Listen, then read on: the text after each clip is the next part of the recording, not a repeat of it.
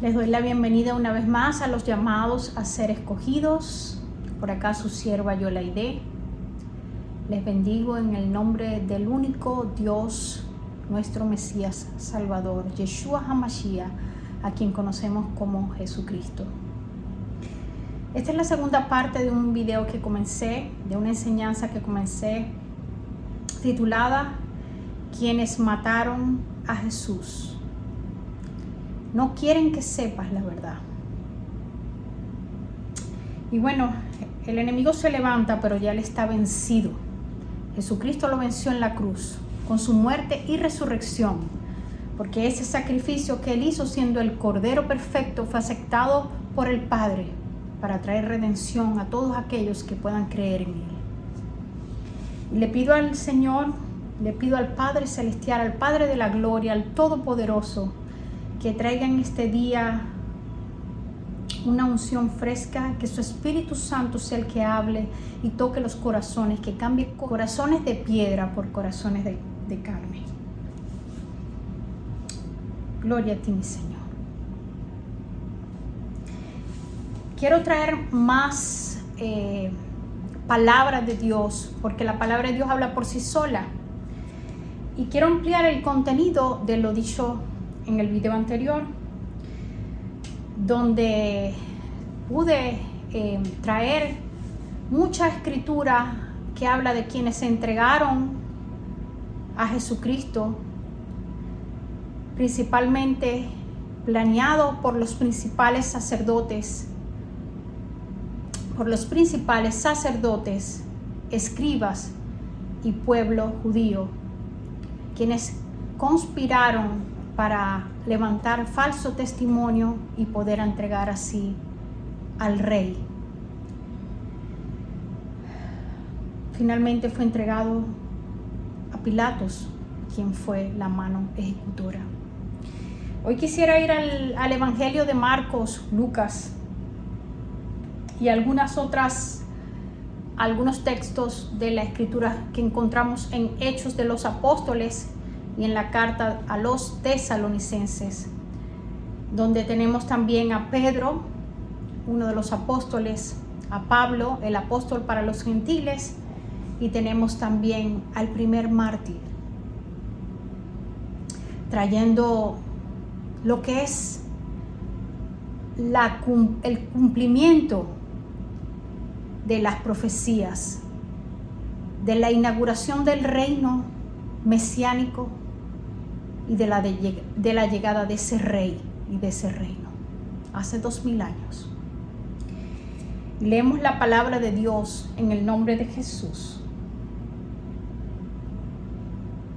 Así vamos al libro de Marcos, al capítulo 10, y comenzamos leyendo en el 33 y el 34. Dice: he aquí, subimos a Jerusalén, y el Hijo del Hombre será entregado a los principales sacerdotes y a los escribas, y le condenarán a muerte, y le entregarán a los gentiles.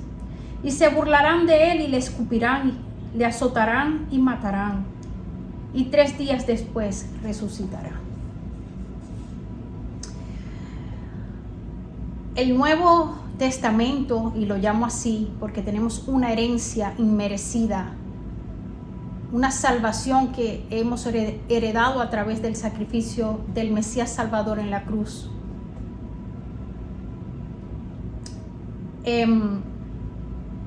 Encontramos la definición correcta de lo que es ser el pueblo de Israel. Dice Juan el Bautista al comienzo de su ministerio que el Señor podía levantar de las piedras hijos de Abraham. El mismo Pablo nos explica, él nos explica que no es judío el que nace de la carne, sino que realmente es Israel aquel que cree por fe en el Mesías. Y Y nos da una explicación, y les dejaré los textos posiblemente en la parte de arriba del video. Nos da una explicación de que el pueblo de Israel ha sido constituido por todos los que tuvieron fe, de todos aquellos que por fe alcanzaron el reposo, y comienza desde Abel y nombra, por supuesto, al patriarca Abraham, pero también nombra gentiles como Rahab, la prostituta.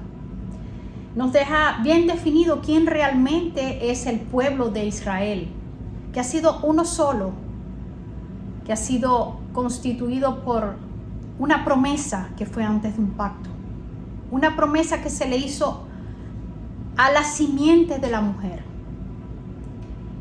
En Génesis 3:15 encontramos una promesa que es mucho antes de prometer que esa simiente viniera del linaje de sangre de Abraham.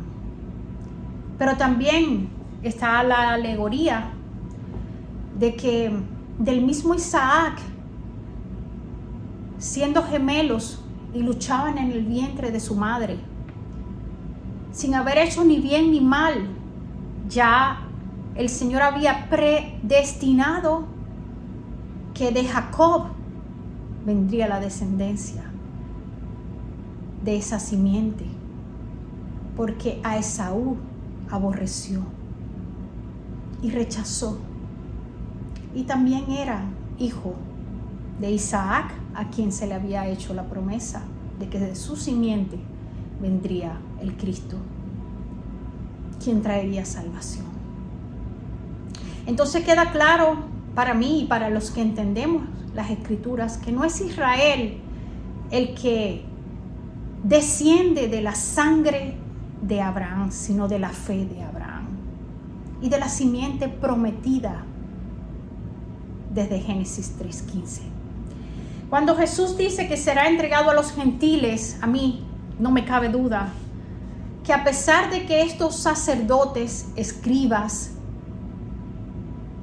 principales y pueblo mismo de Israel de sangre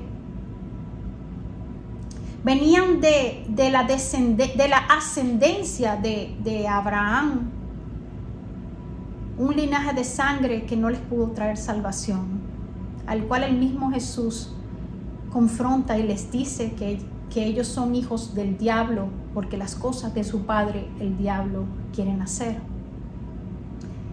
Entonces, ¿quiénes son esos gentiles a los que Jesús se refiere que sería entregado? Porque ciertamente Jesús fue entregado al pueblo romano, al imperio que en ese momento gobernaba, que era la cuarta bestia profetizada en Daniel, el cuarto imperio, después del cual vendría ese monte, esa piedra que desmenuzaría a todos esos reinos, y de la cual nacería un monte que se extendería a todo el mundo, abarcando así los 4 puntos cardinales de este planeta. Una profecía que vemos cumplida hoy día, por cuanto el Mesías Salvador ha llegado a todas las naciones. Pero ¿quiénes eran esos gentiles entonces? Ciertamente los paganos, aquellos que no tenían temor de Dios, aquellos que de su boca decían: vengo de un pueblo, soy descendiente de Abraham, tengo ascendencia del que tiene la promesa, y creían que con eso, ya por tener sangre de Abraham en sus venas, ellos tenían salvación. Pero cuando vamos a las profecías cumplidas en Jesucristo, en el Mesías, incluyendo la profecía de que después de ese reino de la cuarta bestia, siendo este reino el imperio romano, vendría el Mesías, profecía cumplida, la cual conseguimos en Daniel 9, en la profecía de las 70 semanas, donde después de esas 62 semanas se le quitaría la vida al Mesías. Y a la mitad de la semana, en tiempos que estaban escritos para que acontecieran, el Mesías quitó el pecado en un solo día, como también estaba profetizado. Él llevó en sí la carga del pecado de toda la humanidad de todos los tiempos, para así traer la justicia perfecta y perdurable, de la cual también profetizaba Daniel, pero de la cual también en Jeremías y en otros profetas el mismo Dios decía que Jehová traería, que Yahweh traería justicia perdurable. Entonces estos gentiles a los que Jesús sería entregado eran todos aquellos incrédulos que, independientemente de la ascendencia que tuvieran, eran anticristos, porque estaban en contra del Mesías que había llegado con el reino prometido. Y habiendo leído esto, entonces Judas Iscariote, que era uno de los 12, fue a los principales sacerdotes para entregarles a Jesús. Cuando ellos lo oyeron, se alegraron y prometieron darle dinero. Y él buscaba cómo entregarle en un momento oportuno. En el 18 leo: y estando sentados a la mesa comiendo, Jesús dijo: en verdad os digo que uno de vosotros me entregará, el que come conmigo. Estaba profetizado también. Todo esto es para darle cumplimiento a lo que tenía que pasar, que estaba escrito que acontecería con el Mesías. Porque el Hijo del Hombre se va tal como está escrito de él. Estoy leyendo el versículo 21. Pero ay de aquel hombre que, por quien el Hijo del Hombre, expresión que encontramos en Daniel, el Hijo del Hombre, muchos pueden entender que se refiere a la humanidad del Mesías siendo hombre, pero es un término mesiánico. Esto lo encontramos en el libro de Daniel, y lo he dicho en muchas de mis enseñanzas. El Hijo del Hombre es entregado. Mejor le fuera a ese hombre no haber nacido. Me voy al versículo 43. En ese momento, mientras todavía estaba él hablando, llegó Judas, uno de los 12, acompañado de una multitud, con espadas y garrotes, de parte de los principales sacerdotes y los escribas y de los ancianos. Aquí está el complot. Se hizo realidad de la mano de su discípulo, quien era el que lo vendía, por 30 monedas que estaban profetizadas que pagarían.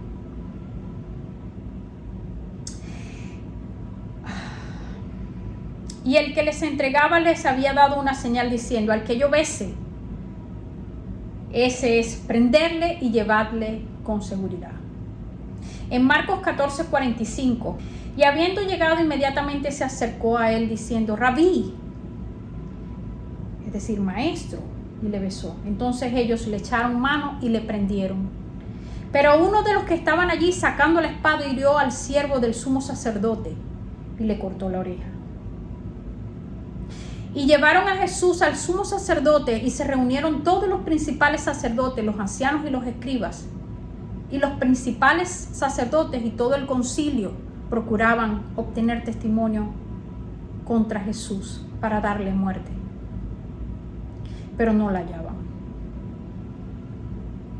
Estaban buscando desde hace rato, tenían espías y ponían a sus cómplices a escuchar las predicaciones del Mesías, pero no pudieron nunca encontrar nada con que acusarle, porque mi Señor fue santo, perfecto hasta la muerte, no se halló pecado en él, para que pudiera ser ese cordero perfecto que quita el pecado, como lo profetizaba quien tenía el espíritu de Elías, Juan el Bautista.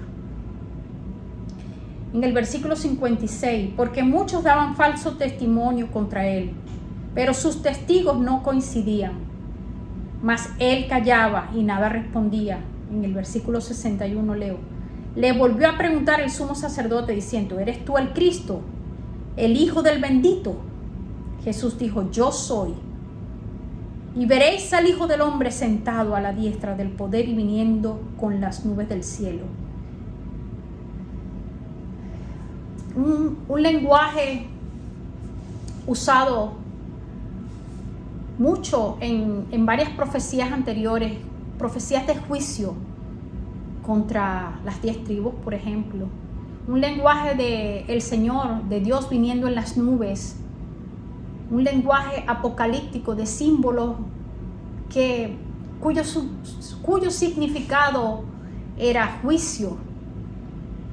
Y veréis al Hijo del Hombre viniendo en las nubes. Quiere decir esto que literalmente iba a ver al Hijo del Hombre viniendo en las nubes. Hay muchos textos en la palabra de Dios de profecías cumplidas donde nosotros podemos también encontrar el mismo lenguaje, como el Señor derritiendo los montes, como el Señor con carruajes en las nubes. Pero nada de esto fue literal. El Señor usó siempre instrumentos de su ira, que eran las mismas naciones que Él ponía y quitaba, porque Él es quien pone reyes y quita reyes, para cumplir el propósito que Él ha decretado y predestinado para el mundo. Dijo Jesús: yo soy. Ok, este ya lo leí. En el versículo 63. Entonces el sumo sacerdote, rasgando sus ropas, dijo: ¿qué necesidad tenemos de más testigos? ¿Habéis oído la blasfemia? ¿Qué os parece? Y todos le condenaron, diciendo que era reo de muerte. Porque ciertamente con lo que él estaba confesando, estaba dejando saber que él era el rey, que él era Dios a quien esperaban, el Mesías esperado, el Cristo, que él era el Redentor, el buen pastor, que él era la roca, que él era el renuevo, el que se sentaba a la diestra, cuyas profecías todas están escritas en los Salmos por el mismo David, en Jeremías, en Zacarías, en Daniel, en los tiempos del fin de Joel. El juicio que vendría acompañado de la llegada del Mesías. El juicio que vendría acompañado por la salvación que traería para un remanente. Y la destrucción y muerte que traería para los rebeldes. Y comenzaron algunos a escupirle, a cubrirle el rostro y a darle puñetazos y a decirle: profetiza. Y los alguaciles le recibieron a bofetadas. En Marcos 15:1, muy de mañana, los principales sacerdotes prepararon enseguida una reunión con los ancianos, los escribas y todo el concilio. Y atando a Jesús le llevaron y le entregaron a Pilato. Pilato le preguntó: ¿eres tú el rey de los judíos? Respondió él.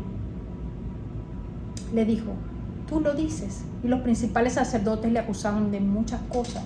De nuevo Pilato le preguntó diciendo: ¿no respondes nada?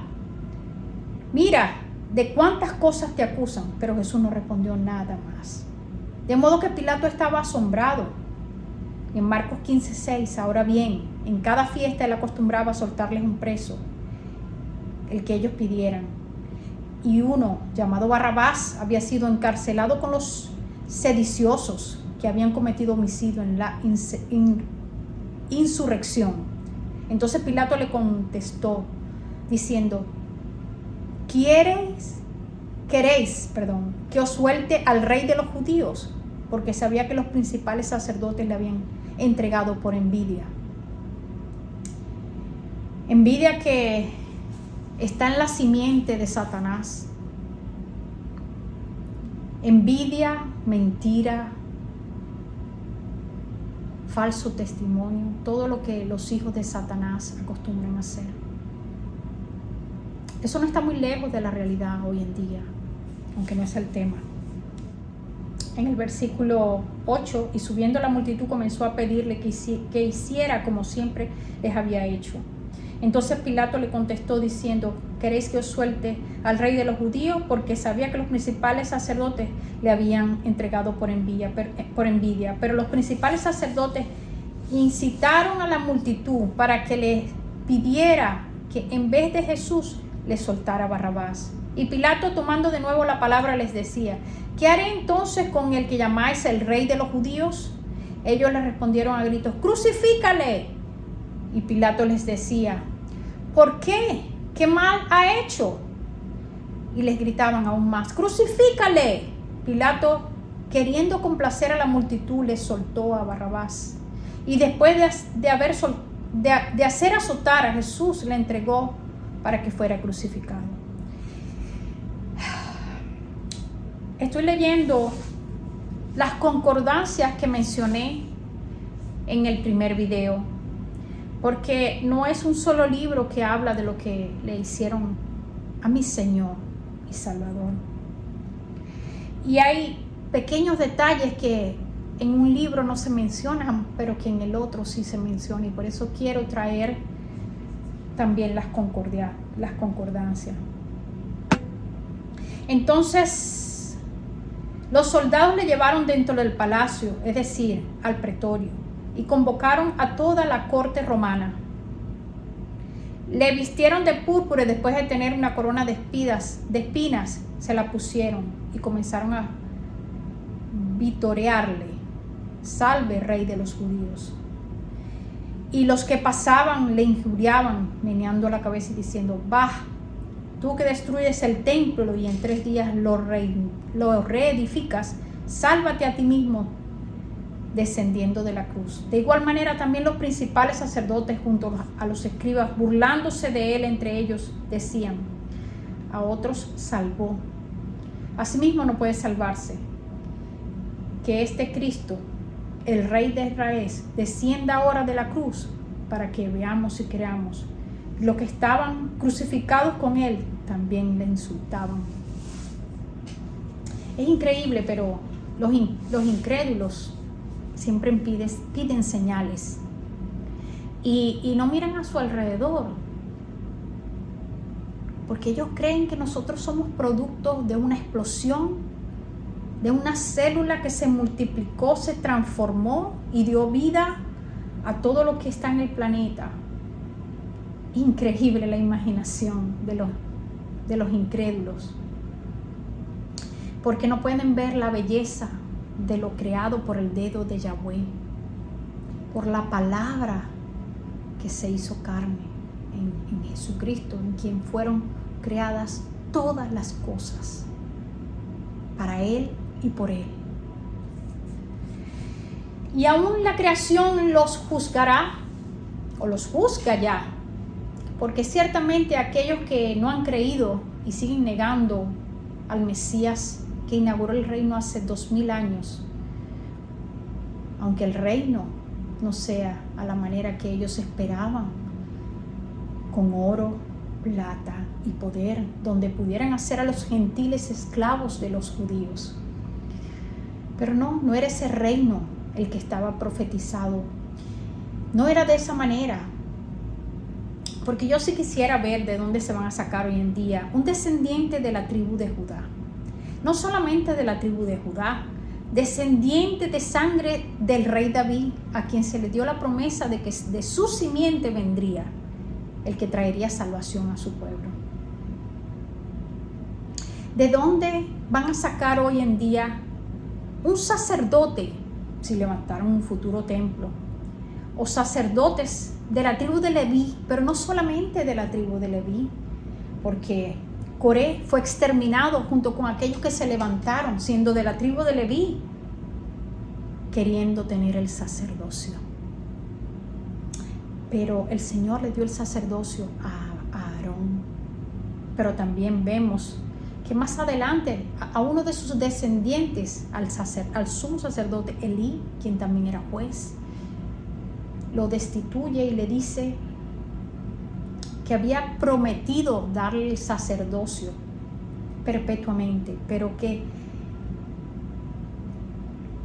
líbreme yo de hacer tal cosa, porque honraré, dice el Señor, a quien me honre, y aborreceré.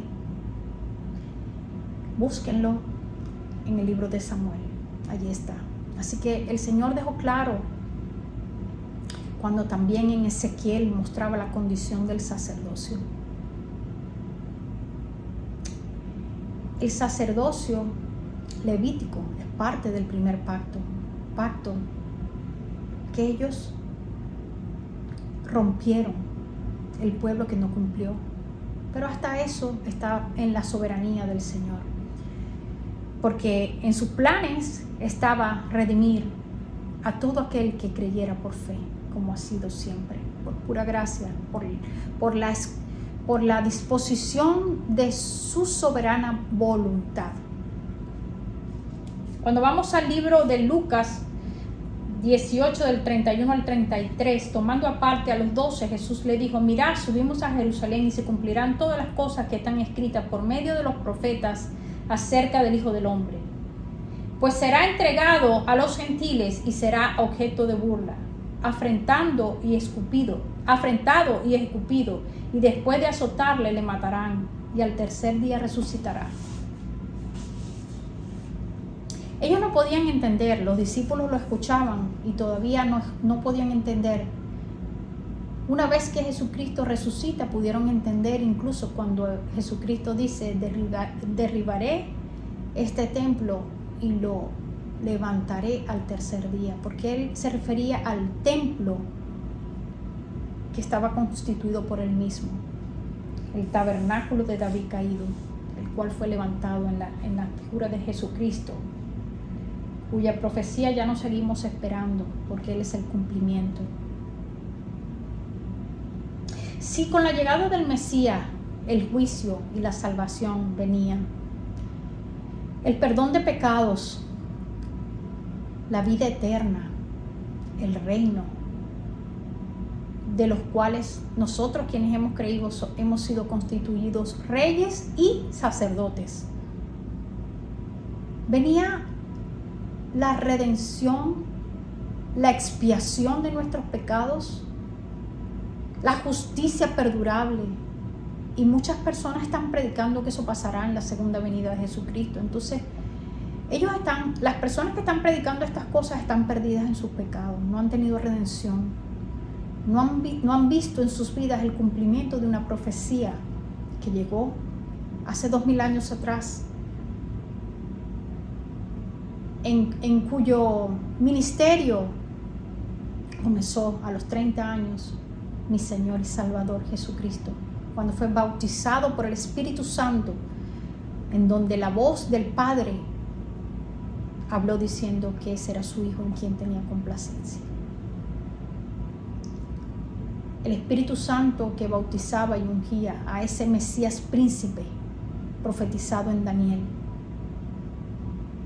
porque Jesucristo es la roca de Daniel, el Mesías príncipe de Daniel, y es el Hijo del hombre de Daniel, el Mesías Salvador.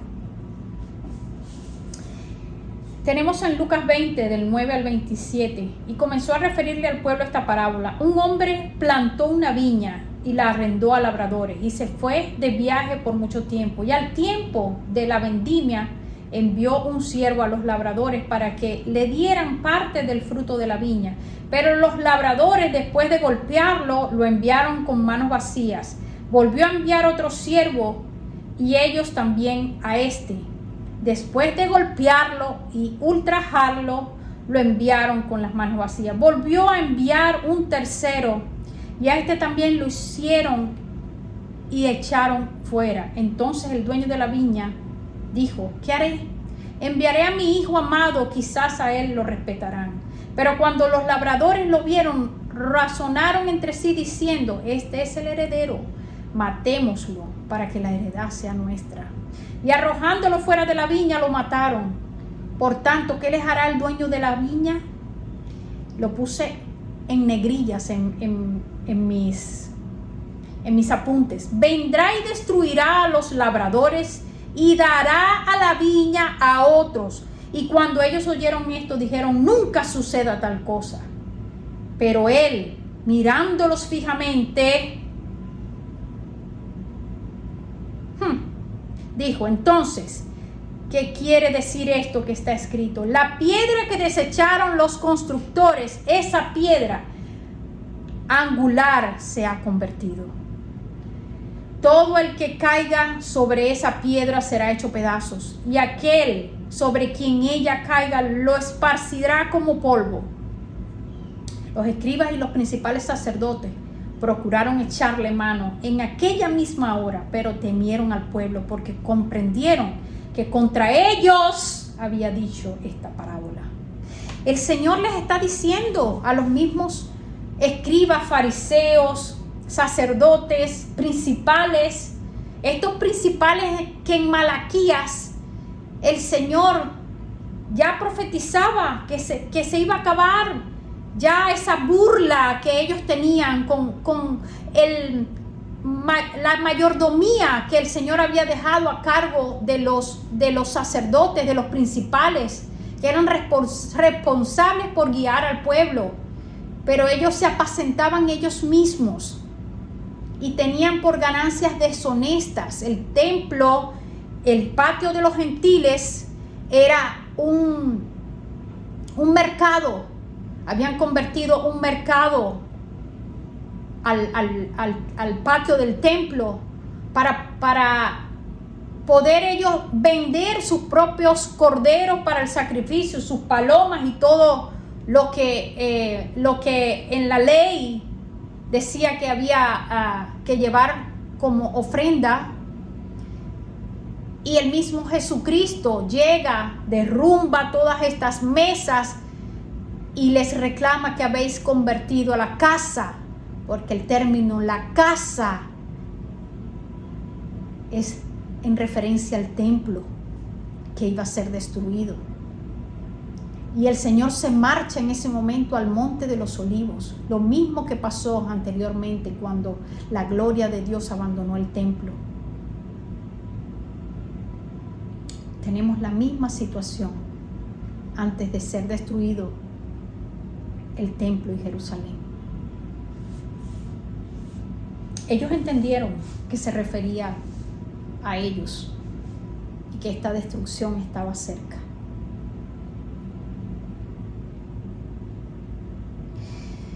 Y acechándole enviaron espías que fingieran ser justos, porque no lo eran, para sorprenderle en alguna declaración a fin de entregarle al poder y autoridad del gobernador. Y le preguntaron diciendo, Maestro, sabemos que hablas y enseñas rectamente y no te guías por las apariencias, sino que enseñas con verdad el camino de Dios. ¿Nos es lícito pagar impuesto al César o no? Pero él, percibiendo su astucia, les dijo, mostradme un denario, ¿de quién es la imagen y la inscripción que lleva? Y ellos le dijeron, del César. Entonces él les dijo, pues dad al César lo que es del César y a Dios lo que es de Dios. Y no podían sorprenderle en palabra alguna delante del pueblo, y maravillados de su respuesta callaron. Y acercándose a él algunos de los saduceos, los que dicen que no hay resurrección, le preguntaron. Lo dejé hasta acá, hasta el 27 de Lucas 20. Es increíble cómo los principales y sacerdotes de la época, lo comenté en una de mis enseñanzas, no eran descendientes de la tribu de David, de la tribu de Leví.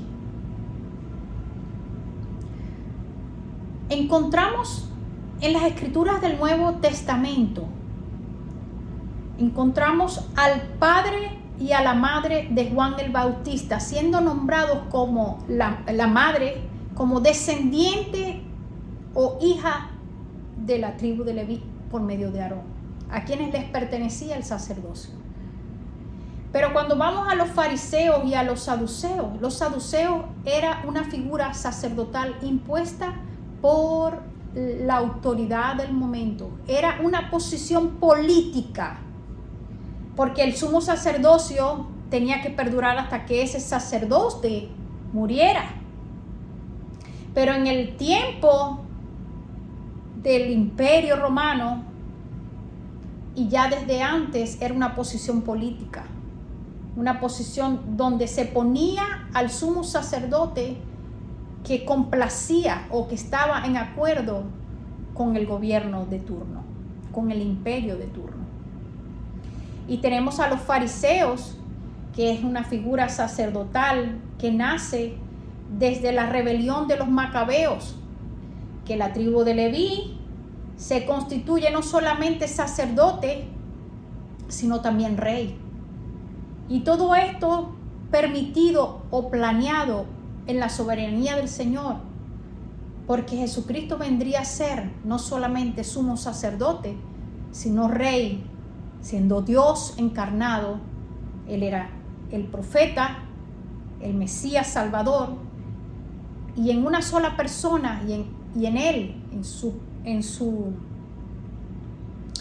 figura, se representan todas las posiciones que ya el pueblo venía acostumbrándose a tener. Cuando vamos a Primera de Tesalonicenses 2, del 14 al 16, vemos a Pablo declarando quiénes habían matado al Mesías. Pablo no culpa a los romanos, como los judaizantes hoy en día se han encargado de lavarle el cerebro a muchos. Pablo culpa ciertamente, como lo hemos visto a través de toda esta lectura que he dado en estos 2 estudios, que eran los sacerdotes principales, escribas, fariseos, saduceos y parte del pueblo quienes entregaron a Jesús a la muerte.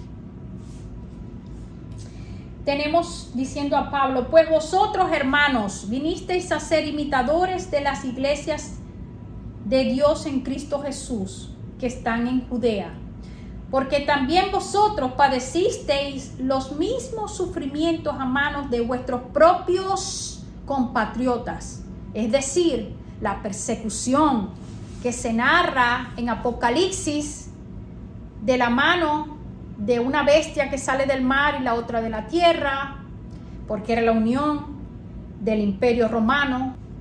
Podemos ver que estas figuras son el Imperio Romano unido con los principales judíos, quienes fueron los que persiguieron a la iglesia en esos 40 años de predicación.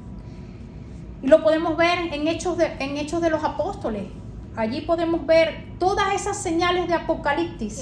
El libro de los Hechos nos narran situaciones que estaban profetizadas en Apocalipsis del 6 al 19, cuyo cumplimiento se da en el tiempo antes de la destrucción de Jerusalén y del templo, que es la casa que les iba a ser quitada.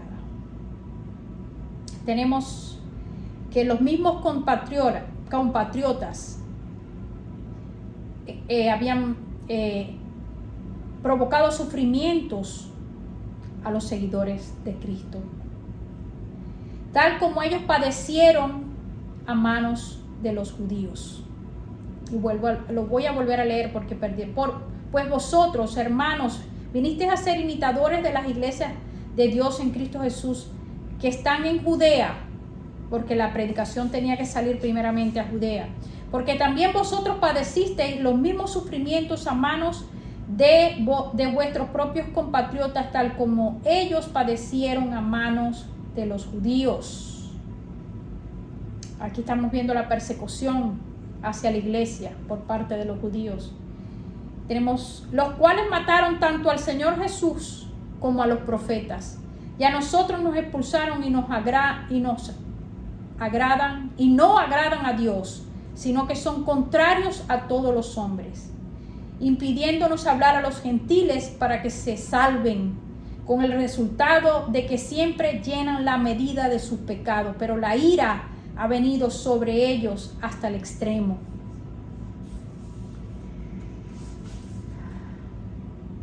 Estoy muy deseosa de que un pastor que se ha convertido en las enseñanzas que más he escuchado, enseñanzas que son sistemáticas, libro por libro, a quien agradezco muchas de las interrogantes que yo tenía, porque ciertamente cuando yo iba a las escrituras yo decía, Señor, yo leo esto, pero esto no es lo que enseñan en las escrituras. Yo entiendo algo, Señor, pero no es lo que enseñan en las iglesias. Yo entiendo algo leyendo tu palabra, Señor, pero en la iglesia enseñan algo futuro y eso no es lo que yo veo en las escrituras. Y yo le doy gracias al Señor que no fui a los libros de otros teólogos que tienen su propia interpretación, una interpretación privada, que ciertamente Pedro nos advierte que no podemos tener de las escrituras. Y el Señor me respondió abundantemente. Este pastor se llama Gilberto Miguel Rufat y yo tengo en mi canal listas de reproducción de sus enseñanzas. Lo recomiendo ampliamente el que quiere profundizar en todas estas profecías de la manera correcta, porque él va a las concordancias el Señor me contestó abundantemente presentándome las prédicas de este pastor, que aunque no puedo estar presente en su iglesia porque vive en otro estado de acá de Estados Unidos, pero ha sido de gran ayuda para mí, para entender algunas cosas que eran torcidas por otros pastores, que ya sea que lo hicieran intencionalmente porque hay falsos pastores y falsos maestros, o que ellos también hayan sido engañados y adoctrinados en estas enseñanzas. Y es por eso que siento la responsabilidad como una figura pública que me he convertido a través de las alabanzas que he compuesto al Señor. Siento la responsabilidad de compartir lo que Dios me ha dado por gracia, porque es Dios el que quita vendas y el que abre los oídos espirituales y el que trae convicción a nuestras vidas a través del Espíritu Santo. Cuando vamos a Hechos, en las palabras de Pedro, Hechos 2 del 22 al 36, dice: varones israelitas, escuchad estas palabras. Jesús el Nazareno, varón confirmado por Dios entre vosotros, con milagros, prodigios y señales que Dios hizo en medio vuestro a través de él, tal como vosotros mismos sabéis. A este, entregado por el plan predeterminado y el previo conocimiento de Dios, clavasteis en una cruz por manos de impíos y le matasteis. Pedro está hablando con los varones israelitas, a quienes él les estaba predicando, y está dejando bien claro que ellos fueron quienes lo mataron, porque aunque el imperio que estaba gobernando en ese momento era el imperio romano, ciertamente pudimos ver en el estudio de ayer que Pilato no quería entregarle. Finalmente fue amenazado con ser acusado de traición con el César, permitiendo que otra persona se erigiera como rey. En el caso de Jesús, que sería contrario al César, al que estaba por encima de Pilatos. Y obviamente con tal amenaza y después de tantas cosas que, como leímos en la enseñanza anterior, los judíos, los principales y sacerdotes hicieron para entregar a Jesús, ya él lo último que hizo fue lavarse las manos. Porque ya va, no es que Jesucristo no fue crucificado en Jerusalén, sino a las afueras de Jerusalén. Pero también encontramos en las escrituras que si se encontraba un cadáver, tenían que medir la distancia a la ciudad. Si alguien encontraba un cadáver y no se sabía quién lo había matado, iban a medir la distancia hacia la ciudad más cercana. Y que los principales de esa ciudad de sacerdotes tenían que ser una expiación por la sangre de ese que habían matado. Pero ¿cómo iban a hacer expiación si ellos mismos la habían matado?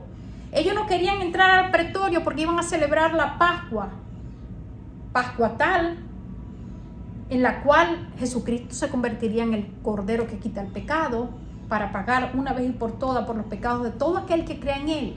Ellos no querían entrar al pretorio para no contaminarse, porque lo de ellos era de apariencia, lo que los demás veían. Pero ellos se reunían en el patio de Caifás para planificar cómo, con un falso testimonio que es un pecado, le levantaban calumnia a Jesucristo para poderlo matar. Pero estaba en el plan de Dios. Jesucristo mismo dice: Jerusalén, Jerusalén, que matas a tus profetas. ¿Cómo no pudieron ellos ver el tiempo de su visitación? Jesucristo mismo dice: desde la sangre de Abel. Y Zacarías, al que mataste a los pies del templo o del altar.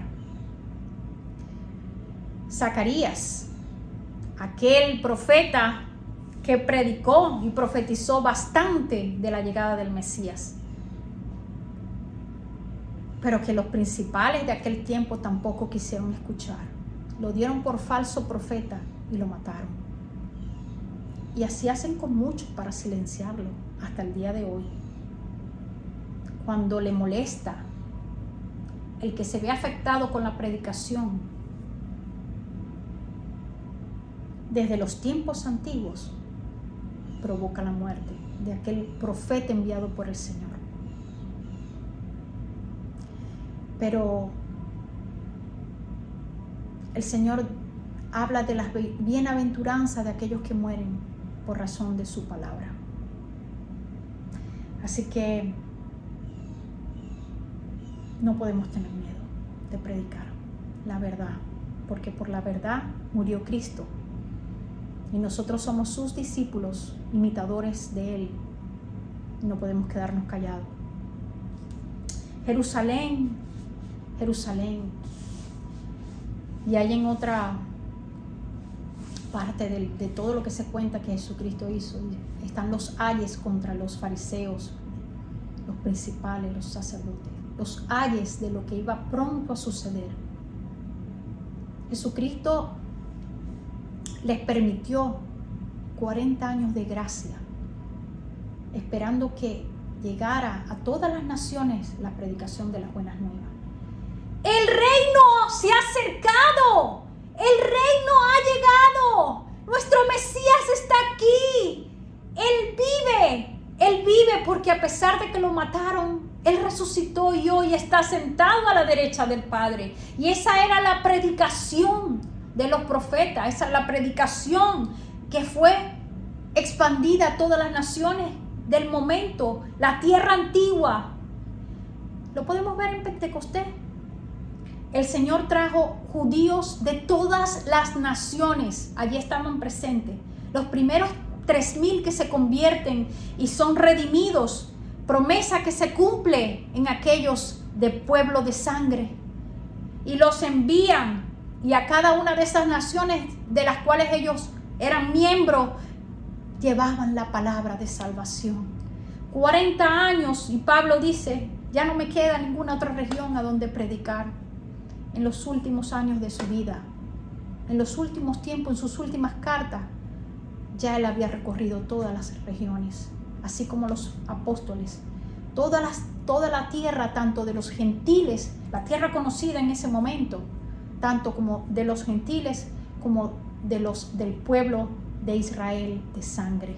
La palabra fue predicada y estuvieron 40 años de gracia antes de que viniera el juicio de Deuteronomio 32, el cántico de Moisés, donde se cerraba finalmente el primer pacto y el Señor se casaba con esa esposa de ese pueblo Israel que ha sido constituido por todos los creyentes, tanto del pueblo de sangre como de los extranjeros. Gloria a ti, mi Señor, porque tú eres santo y bello.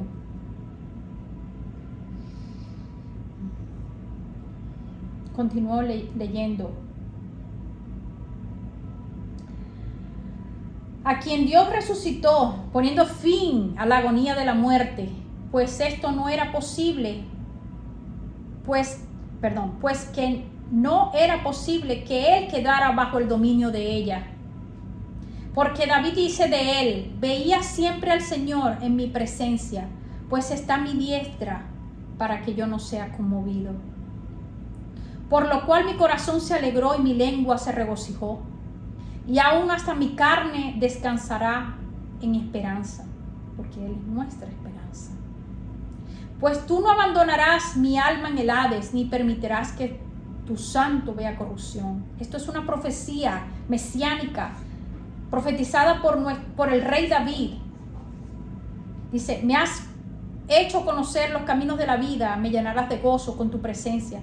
Hermanos del patriarca David, os puedo decir confiadamente que murió y fue sepultado, y su sepulcro está entre nosotros hasta el día de hoy. Pero siendo profeta y sabiendo que Dios le había jurado sentara uno de sus descendientes en su trono, miró hacia el futuro y habló de la resurrección de Cristo, que no fue abandonado en el Hades, ni su carne sufrió corrupción. A este Jesús resucitó Dios, de lo cual todos nosotros somos testigos. ¿Cuántos testigos se necesitaban? Se necesitaban 2 testigos según la ley, incluso para darle muerte a una persona. Y los que se levantaron contra Jesús fueron testigos falsos. Sin embargo, cuando Jesucristo resucitó, se aparece primeramente a las mujeres porque así le plació. Envía a Marta a que le dé las buenas nuevas de que el Mesías se levantó de los muertos, y va y le dice a los discípulos que Jesucristo había resucitado. Los discípulos no le creían y fueron ellos para ver con sus propios ojos. Ese mismo día el Señor se aparece a sus discípulos. Fueron todos los que estaban allí testigos de su resurrección, y después se apareció a unas 500 personas durante los 40 días que caminó estando aquí en la tierra, antes de subir finalmente al Padre para tomar el reino. Pero quiero dejar la salvedad que cuando María Magdalena se tira a los pies de Jesucristo y los abraza, Él le dice: no me toques aún, porque no he subido al Padre. Subo al Padre y luego me encontraré donde Jesús se le aparece a los discípulos en el camino y ellos no lo reconocían. Y una vez que Él parte el pan, es cuando abre los ojos. Y decía: no ardía nuestro corazón cuando Él nos hablaba todas estas profecías. Mi Señor estuvo 40 días antes de subir al Padre, pero en ese momento, cuando Marta lo toma por los pies, en el tiempo de Él sube al Padre y recibe el reino. Baja 40 días a la tierra de nuevo y se aparece a sus discípulos y a todos los testigos que iban a acreditar de que ciertamente el Mesías había resucitado. Nunca el cuerpo apareció. Los judíos inventaron y le pagaron a los guardias para que esa historia fuera la que se contase. Pero el cuerpo nunca apareció, porque no hay cuerpo, no hay tumba, porque mi Señor está en el cielo, sentado a la diestra del Padre. Él recibió el reino en el cual los mártires se sentarían con Él a juzgar a las 12 tribus, porque el juicio que venía de Deuteronomio 32 no era para todas las naciones, sino para el pueblo del pacto. Ese pueblo a quien Dios se refiere como Jerusalén o como la esposa, porque era un pacto matrimonial. Pacto tal y divorcio tal que se concluye en el juicio de Jerusalén en el año 70, para así darle paso a las bodas, como ya anteriormente lo había dicho. En Hechos 3, del 12 al 15, al ver esto, Pedro dijo al pueblo: varones israelitas, ¿por qué os maravilláis de esto? ¿O por qué nos miráis así, como si por nuestro propio poder o piedad le hubiéramos hecho andar? Porque ellos acababan de hacer un milagro. El Dios de Abraham, de Isaac y de Jacobo, el Dios de nuestros padres, ha glorificado a su siervo Jesús, al que vosotros entregasteis y repudiasteis en presencia de Pilato, cuando éste había resuelto ponerle en libertad. Y lo resalté en negrillas. De Pilato, cuando éste había resuelto ponerle en libertad. Pero ellos insistieron. Jesús había dicho antes que no era su tiempo, pero una vez que llegó el tiempo predestinado por el Señor en su eternidad, de que el Mesías muriera para expiación de los pecados de la humanidad, es cuando pasa esto. Y ya Jesús se lo había dicho a sus discípulos, que era necesario que él fuera crucificado y resucitara al tercer día. En Hechos 4, del 6 al 12, estaban allí el sumo sacerdote Anás, Caifás, Juan y Alejandro y todos los que eran del linaje de los sumos sacerdotes. Y habiéndolos puesto en medio de ellos, les interrogaban: ¿con qué poder o en qué nombre habéis hecho esto? Entonces Pedro, lleno del Espíritu Santo, les dijo: gobernantes y ancianos del pueblo. Le estaba hablando al pueblo judío.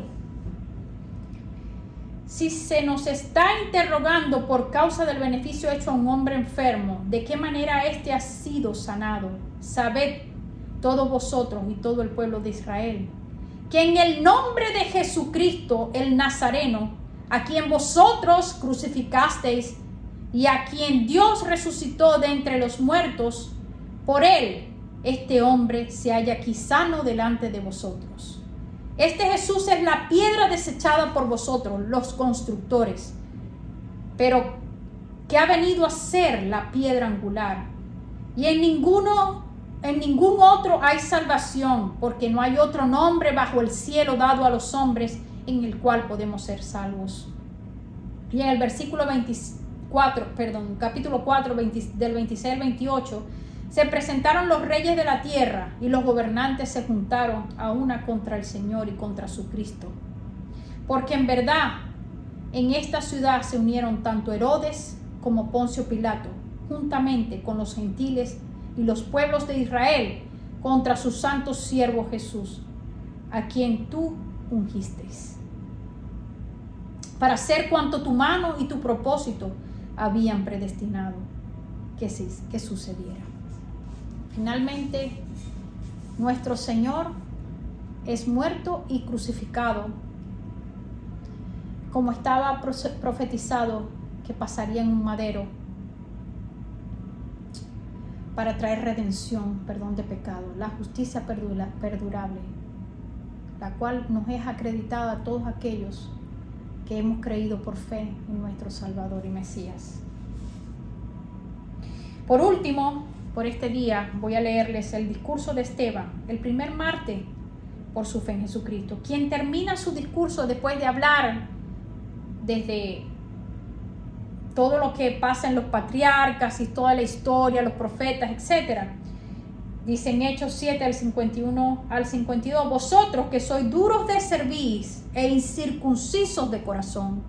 Y me voy a parar aquí porque mucha gente cree que la circuncisión es la señal que acredita a una persona o a una familia para ser considerados hijos de Dios. Pero no es así, o pueblo de Dios, no es así. El Señor desde el Antiguo Testamento dejó claro que era una circuncisión de corazón. Y les voy a comentar algo. Cuando finalmente el Señor les da la tierra prometida, esa tierra terrenal, valga la redundancia, que es esa Canaán, cuando el pueblo pasa el Jordán y llegan al borde del Jordán, pocos días después se les es dada la orden de que circuncidara a toda esa generación que había estado en el desierto, que había nacido en el desierto y que no había sido circuncidada. Ellos entraron a la tierra prometida sin esa circuncisión de sangre, de carne, porque no se trata de una circuncisión de carne, se trata de una circuncisión del corazón. Y hasta esto es obra del Señor, quien es el que cambia los corazones de piedra por corazones de carne, porque Él escoge por su gracia, por su favor, por su misericordia, desde antes de la fundación del mundo, desde antes de hacer bien o mal. Y al que no le guste, pues es triste y lamentable, pero Él es soberano, dueño del universo y hace como quiere. Muchos son los llamados y pocos son los escogidos, porque muchos que tienen sus corazones endurecidos han decidido vivir sus vidas de espaldas a Dios y siguen creyendo a los sacerdotes, le siguen creyendo a los maestros, le siguen creyendo a sus rabinos, pero ellos jamás van a la palabra a ver si lo que les están predicando es la verdad, que los lleva a la vida, porque Jesucristo es el camino, la verdad y la vida, y nadie va al Padre si no es a través de Él. Incircuncisos de corazón y de oídos, resistís siempre al Espíritu Santo, como hicieron vuestros padres, así también hacéis vosotros. ¿A cuál de los profetas no persiguieron vuestros padres? Ellos mataron a los que antes habían anunciado la venida del justo, del cual ahora vosotros os hicisteis traidores y asesinos. Entonces, hasta aquí lo voy a dejar en este día. Hay mucho más textos en el libro de Hechos y en las cartas, tanto de Pedro como de Pablo, que enfatizan que quienes se entregaron al Señor a la muerte fue su propio pueblo. Dios les bendiga, el Señor les acompañe. Ha sido un placer para mí traer esta enseñanza. Por favor, suscríbete a mi canal si aún no lo has hecho, dale me gusta al video, compártelo para que otras personas puedan tener la verdad y esta verdad los haga libre. Te invito a ver la lista de reproducción que dejaré por acá. Les va a aparecer que va a la lista de reproducción de mis composiciones musicales. Tengo un tema que habla del sacrificio de Jesucristo como Cordero Perfecto. Y ese es el título de esa alabanza, Cordero Perfecto. Dios les bendiga una vez más.